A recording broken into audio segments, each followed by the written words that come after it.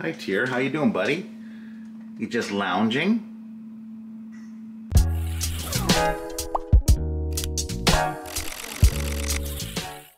Mark here, and welcome to the 10 Acre Woods. Tara's just gone out. I don't know if you can hear in the background there. We've got some sheep baying. So they get excited in the morning, of course, when they see us because it's feeding time. There's a late bloomer over there. So today we're going to talk about horns and disbudding or dehorning goats. It is a conversation that's come up quite a bit in the comments and in around the community as well. What are the pros and cons of disbudding, and should you do it? So we're going to go in and we're going to check out on the little kids and check on the progress of their horns, because there are some little buds appearing. And we're going to talk about Charlotte, which is actually a polled goat. Oh, and there she is, Shanzy. Always in the same spot each time. So Tara's just setting up for feeding time. What did she do? Oh, yeah. It's like, I want some of that alpaca food. I made the mistake of putting the big ones in here. Well, oh yeah. Well, we'll see how things go. So before we let the mamas out in this area here, they're usually open through this whole area in the night. But of course, we put them in these pens for this action that happens. So pigs come down, alpacas are there eating their food, and of course there's Coco trying to get a nibble of what the alpacas are getting. You wait your turn, Coco. Petey is always the last one to finish eating. Come on, Petey! And Piper knows that after they eat their dry food, Good boy. Sit you, Bob. they get an apple. Good boy. All right, got him out. Oh. That's not supposed to happen. You're supposed to push him out.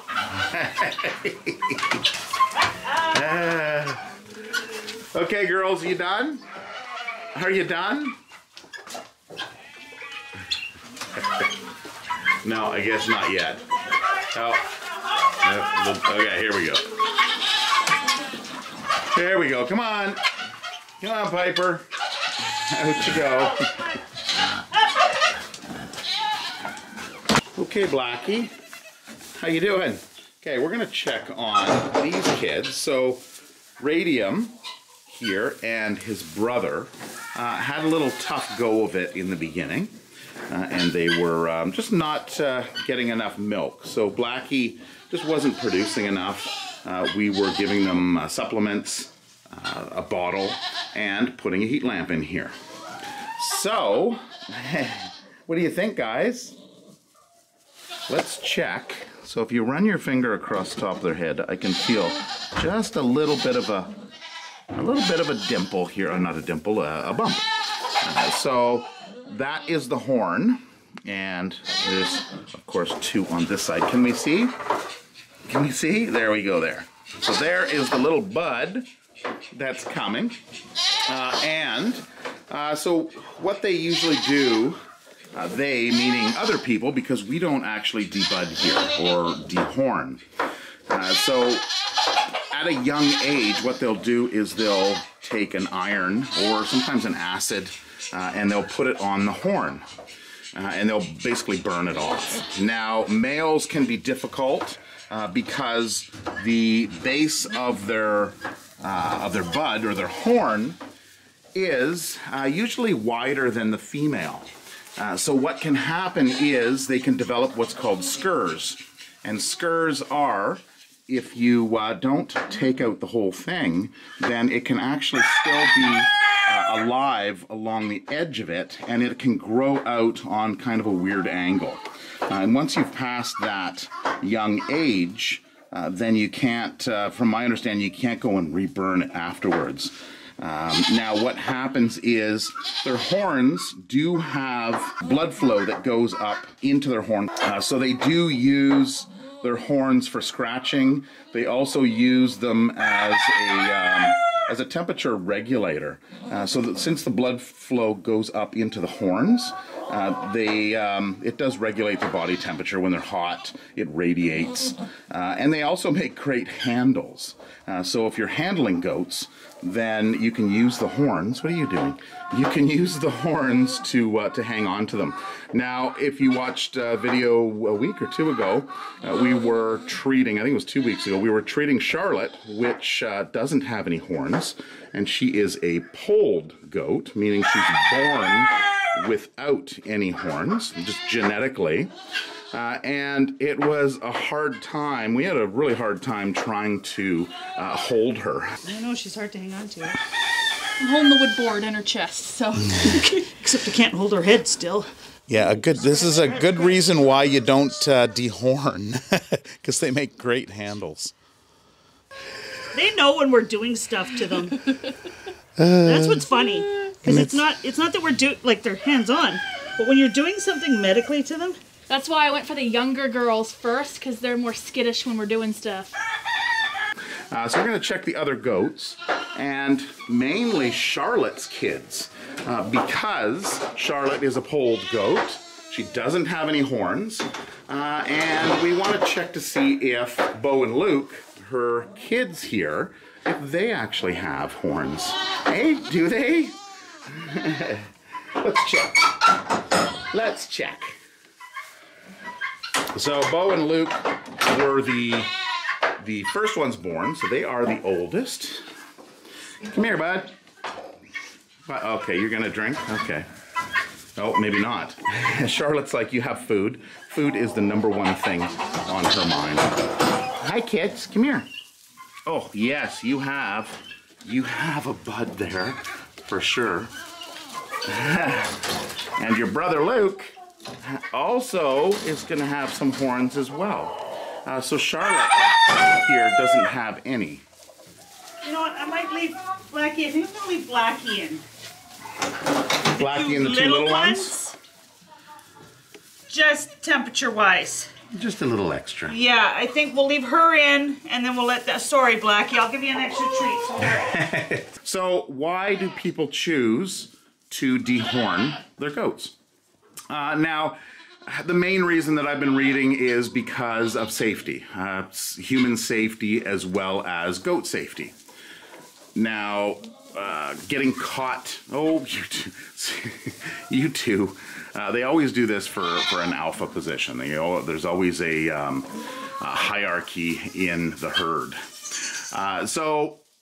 Injuries. So injuries to other goats as well as to humans. Now, if they're raised respectfully and with enough room, then you're not going to have that issue. They are going to respect us humans, and they will headbutt each other, and that's normal for goats to do.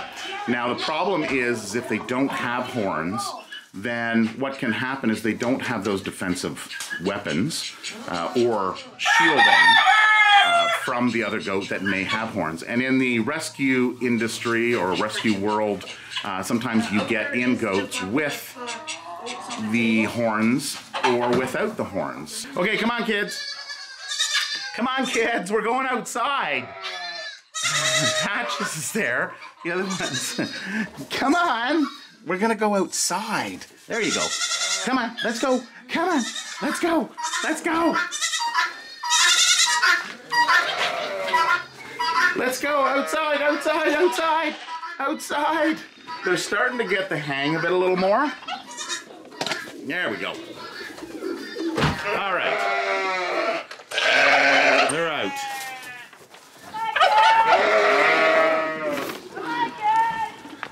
There we go.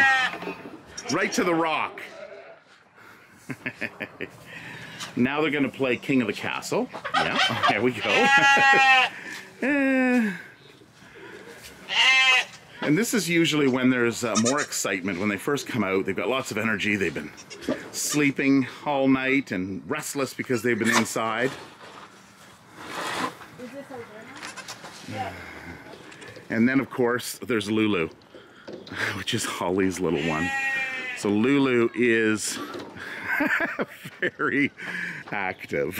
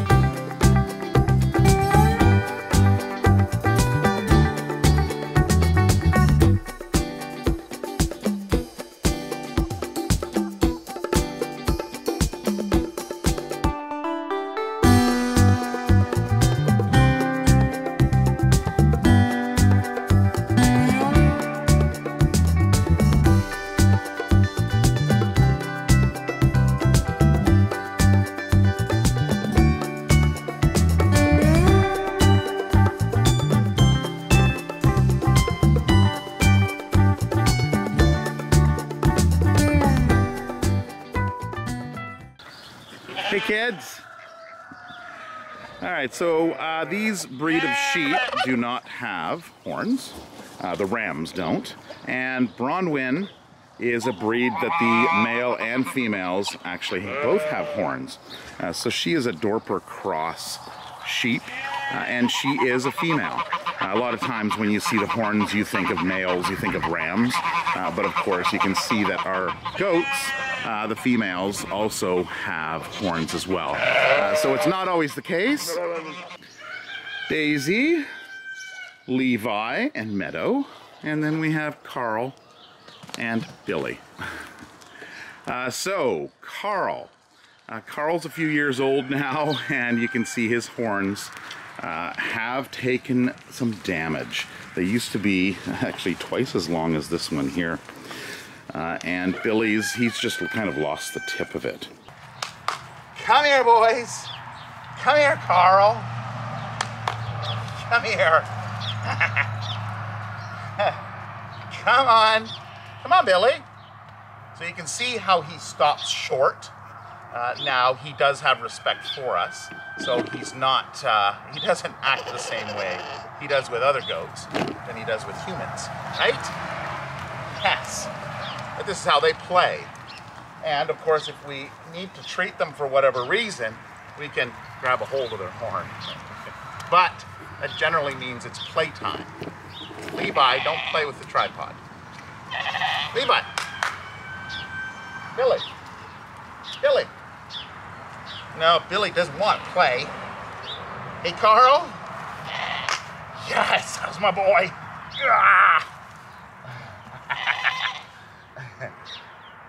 Oh, yes. Yes. Hey, good boy. What, you guys want to play too?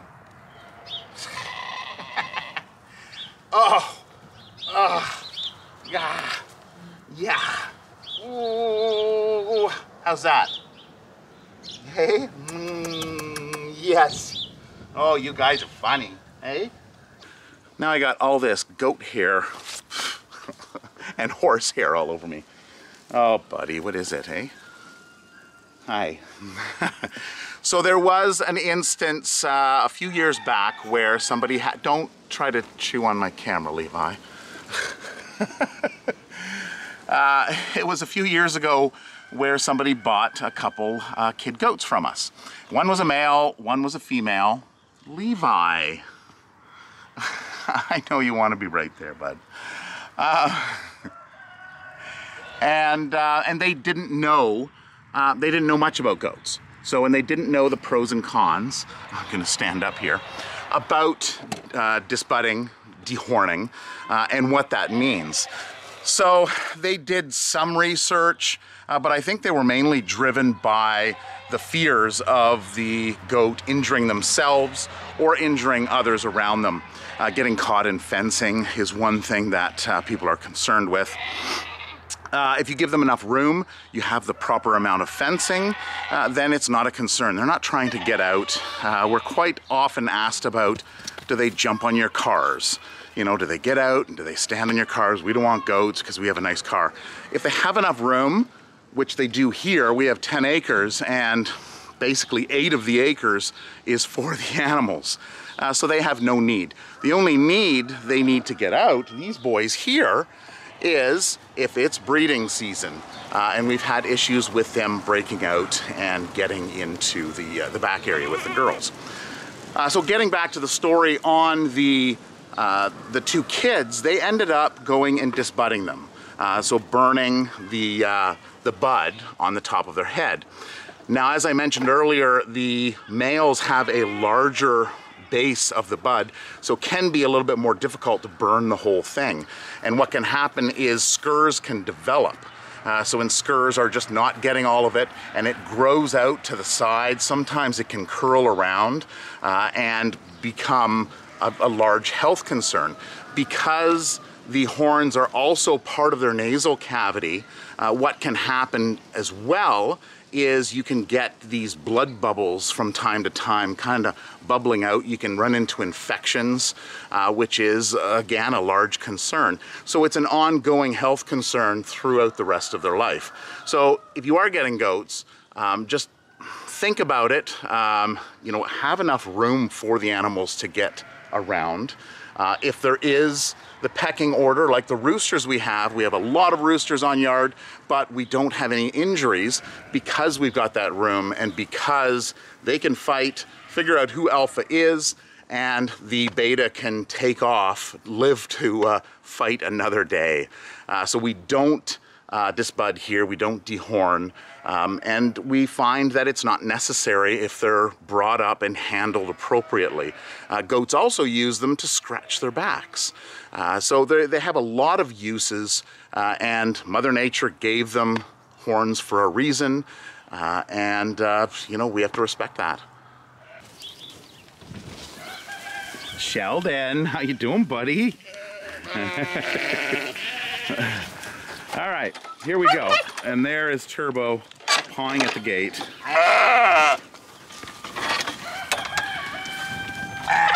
That's all they want, just a little bit of hay.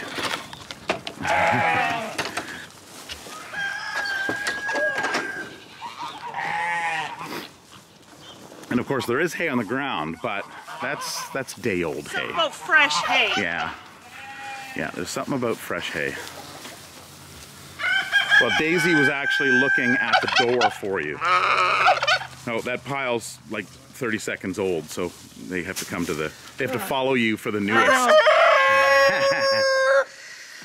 There we go. Everybody's happy now. Like, really, like, look at the hay on the ground. I know. I'm just gonna start giving them lots so they they're so needy and so spoiled, aren't you guys? Yes. Oh, I noticed that our fountain is actually off, so I must have blown the breaker. Now we've got our power that comes out of our lighthouse we built a few years ago. And I'm not sure why that has happened. So we do have a ground fault interrupter on it. And in here is actually the well that supplies the pond. So the well head is here that goes down below the pond, which has rock all underneath the liner. And then I've got a pump that's in here. So as it turns out, it wasn't the ground fault breaker. There was power going to the pump the whole time, but the pump was just humming. So there's obviously something caught in that unit there. So that is one of my projects that I will have to look at, pulling that inside, planing it up, and then pulling it apart and checking the bearings and all that stuff. So the maintenance part is usually where I get called in for that. So we'll get that fixed up.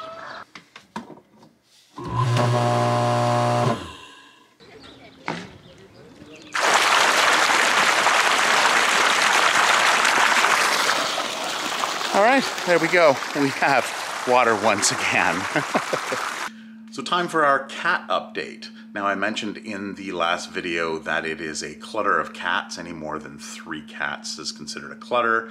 Clutter isn't very widely used. More of a clouder is the terminology that's more commonly used. There's also a pounce of cats, which I'm not sure where that comes from. And there is a glary of cats. Glary of cats is 3 or more cats, wild cats that maybe don't know each other, and I'm assuming are glaring at each other. A group of kittens is known as a kindle. So are cats. And Tyr, we haven't been able to pet Tyr yet, but we're giving him his time, right, bud? Yes. So there he is over there. Him and Nix have become very good friends. Anara is down here. Anara can be sassy at times. So she's going to jump up and have some food, it looks like. And it looks as if we have Coda in that little house there. So there's the Tyr update. We will let you know when we are able to pet this little boy. But he's fitting in nicely. Aren't you, bud? Yeah. Other cats are... oh yeah, over here. So we have, looks like the 2 siblings. No, actually that looks like Nix and Lucifer. Hey, yes, that is Nix there. And Lucifer here. Now Rhea, actually it's interesting because Rhea is not here right now. So we've got the 5. The 6th cat. You know, in last video I went back and forth and couldn't find her, and she came from the laundry area. So if we come back in here, oh, I don't think she's up there, but she was actually right up there. So she's on top of this, and she must climb up and go around, and you can usually see her fur just up there. Rhea! Just going to try something. I extended my tripod, so I'm going to stick my camera right up there, and let's see if we can see her. Oh, yes. There she is. Hi, Rhea. What are you doing? So that is why I could not see her before, because she's hidden way up there. So now we know exactly where she hides. Now somebody had asked about our dogs. So we have the eldest, which is Maggie, and she is 9. And then we have Toby, which he is 8. So these are West Highland White Terriers. And then 7-year-old Atlas. So Atlas is a Bernese Mountain Dog, but he wasn't raised out with the animals. He is kind of a generic, all-purpose kind of farm protector dog, but he's a little goofy, and he likes to lick, don't you, bud? So that is Atlas. So those are our other animals are dogs. So I've recently found something that YouTube is doing is called YouTube Shorts. And they are less than 60-second videos that you post. And I was thinking about doing some of those and trying them out, like some midweek videos. So maybe I'll do that. And of course, since it's kid running and playing season, maybe I'll do up one of those and we'll test that out. Just to kind of keep with the updates during the week. Anyway, that is it for this video. I hope you enjoyed it. I hope you found it educational. And we will see you next week. Take care and have a wonderful one. Bye-bye.